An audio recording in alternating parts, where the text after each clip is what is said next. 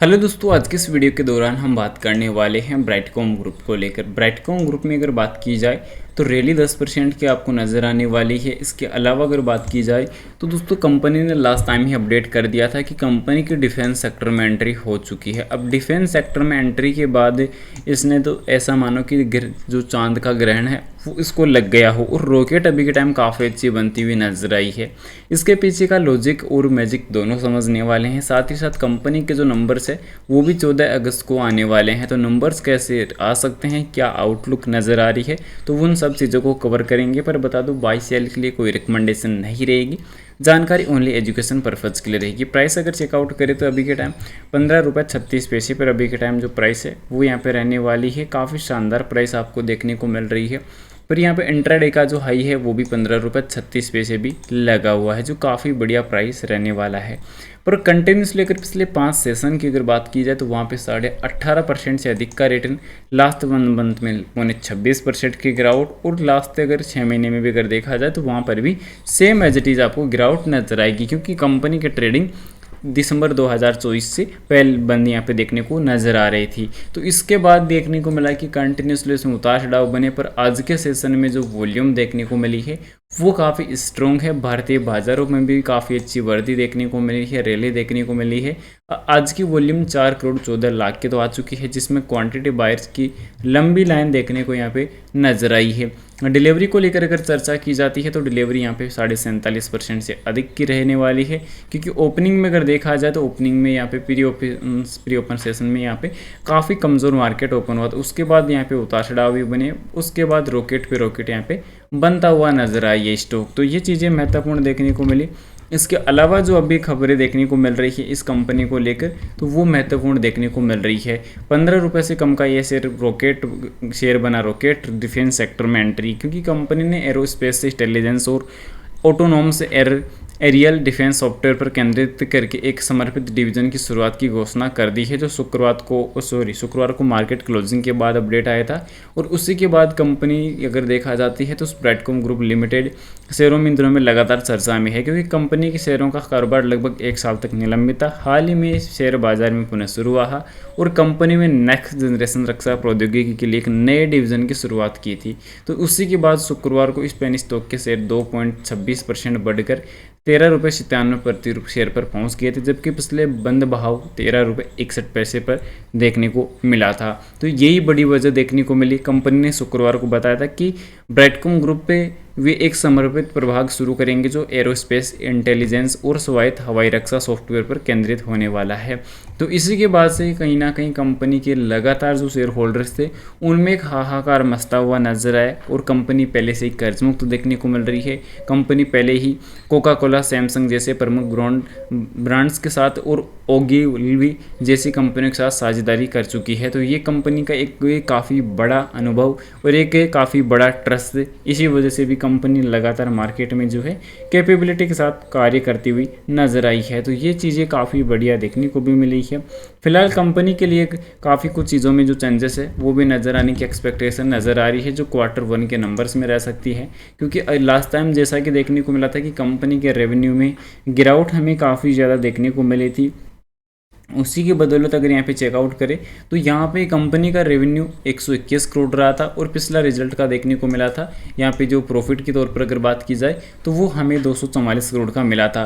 पर अभी कंपनी की जो एसएसपी लास्ट टाइम देखने को मिली थी तो इसमें कोई भी चेंजेस हमें देखने को नहीं मिले थे, क्योंकि दिसंबर 2024 यानी कि 30 दिसंबर 2024 से इस कंपनी की ट्रेडिंग क्लोज थी, और इसी के चलते अभी कंपनी की जो ट्रेडिंग स्टार्ट हुई थी वो 14 जुलाई से ही स्टार्ट हुई थी। तो इसी की वजह से कंपनी के शेयर में कोई भी शेयर आदान प्रदान हुआ नहीं, कोई भी शेयर यहाँ पे जो थे चेंज हुए नहीं। तो इसी की वजह से कंपनी के एसएसपी में तो कोई चेंजेस नज़र नहीं आए थे।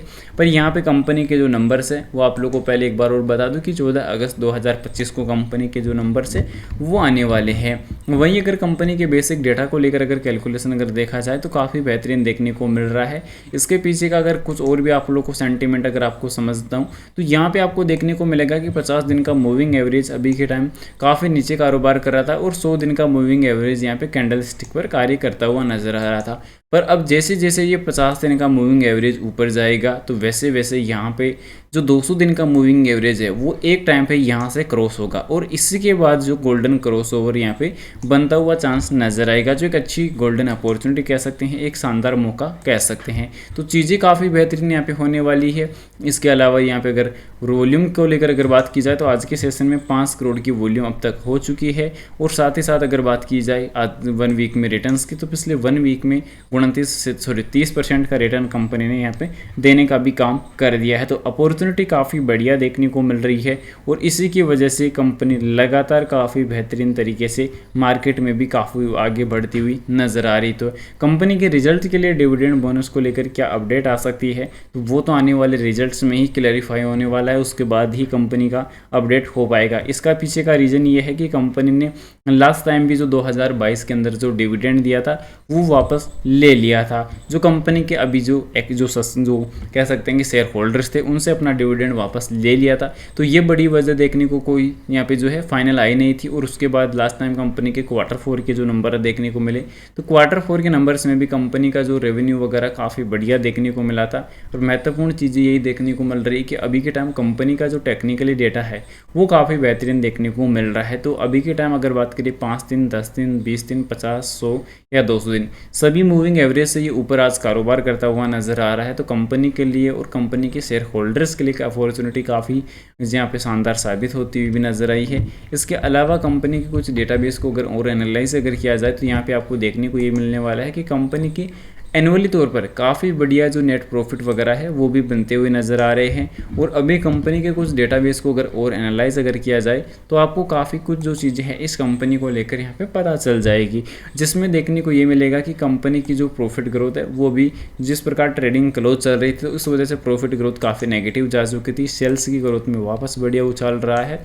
साथ ही साथ यहाँ पे कंपनी का बुक वैल्यू 7 रुपये 81 पैसे का भी चल रहा है। और उसके अलावा अगर बात करें कंपनी के पीई का, तो कंपनी का पीई अभी के टाइम काफ़ी हाई है, जिस प्राइस के अकॉर्डिंग चल रहा है तो उसके मुताबिक तो काफ़ी ज़्यादा हाई देखने को मिल रहा है। पीबी रेशियो की अगर बात की जाए तो पीबी रेशियो अभी के टाइम 1.97 का रहेगा। फेस वैल्यू 2 रुपये रहने वाली है। साथ ही साथ डिविडेंड यील्ड भी अगर देखा जाए तो 7.81 की रहेगी। पर अभी के टाइम कंपनी का जो कैश देखने को मिल रहा है 0.77 करोड़ का देखने को मिल रहा है। तो यहाँ पे कंपनी के आरओसी और आरओई दोनों अगर देखी जाए तो थोड़ी कमज़ोर ही देखने को मिली है। बाकी कंपनी का जिस सेक्टर में काम देखने को मिल रहा है तो वहाँ पे एक अच्छी अपॉर्चुनिटी नज़र आ सकती है। अब कंपनी का प्राइस टू कैश फ्लो अगर चेकआउट करेंगे तो यहाँ पे काफ़ी नेगेटिव देखने को मिल रहा है। इंटरेस्ट कवर रेशियो अगर देखेंगे तो यहाँ पे पॉजिटिव है। डेप्थ ऑफ इक्विटी काफ़ी बेहतरीन है जो 1 से कम देखने को मिल रही है। साथ ही साथ पब्लिक अगर बात की जाए तो पब्लिक काफ़ी ज़्यादा है। उसके अलावा प्रमोटर्स आते हैं, FI आती है, DI और अदर। यहाँ पे नॉर्मल डेटा अभी के टाइम कंपनी का देखने को मिल रहा है। तो चीज़ें काफ़ी अच्छी देखने को यहाँ पे मिल रही है। फिलहाल बता दूँ बाय सेल के लिए कोई भी रिकमेंडेशन सजेशन नहीं रहेगी। जानकारी ओनली एजुकेशन पर्पज़ के लिए रहेगी। इन्वेस्टमेंट करने से पहले अपने फाइनेंशियल एडवाइजर की सलाह जरूर से ले या खुद की रिसर्च जरूर से कर ले। वीडियो पसंद आए तो लाइक और चैनल को सब्सक्राइब जरूर से कर देना। Thanks for watching this my video.